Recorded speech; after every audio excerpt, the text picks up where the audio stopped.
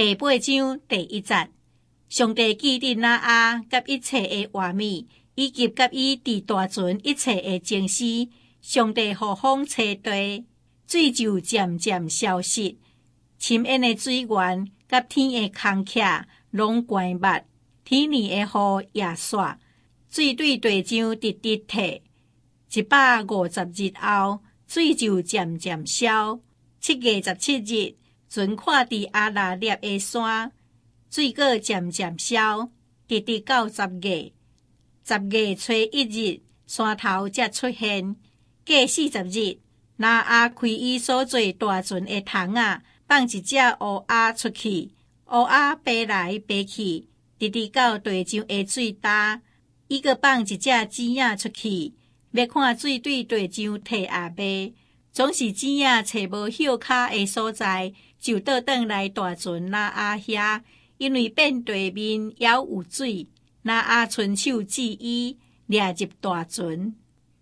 第10节，伊阁听候7日，阁放钱仔出大船，到下昏，钱仔倒来伊遐，喙甲一叶新的橄榄叶。挪亚才知水对地上退啦。伊阁听候7日。放钱仔出去，钱仔拢无阁倒来。到挪亚600年一岁，正月初1日，地上的水拢干，挪亚就掀开大船的盖来看，就看见地面已经干。2月27日，土地拢干。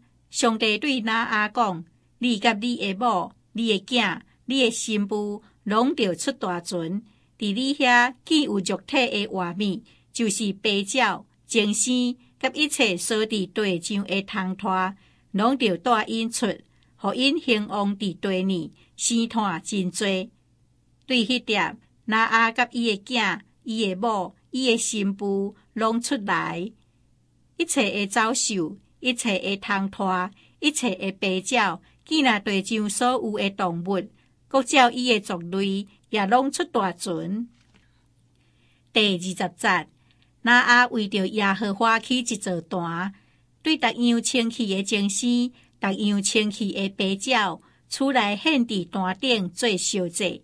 耶和华闻伊的香味，耶和华心内就讲：我无过因为人的缘故咒诅地，因为人对细汉的时心所想就歹。